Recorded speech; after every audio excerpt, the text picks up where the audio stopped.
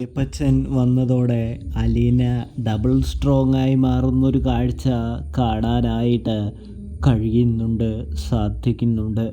അലീനയാണെങ്കിൽ വല്യപ്പച്ചൻ്റെ കൂടെ നിന്ന് തന്നെ സ്റ്റാലിനോട് പടപൊരുതാനായിട്ട് ഇറങ്ങുകയാണ് എന്ന് കാണാൻ കഴിയുന്നുണ്ട്. വല്യപ്പച്ചൻ എൻ്റെ കൂടെ നിൽക്കണമെന്ന് അലീന പറയുകയാണ് കേട്ടോ.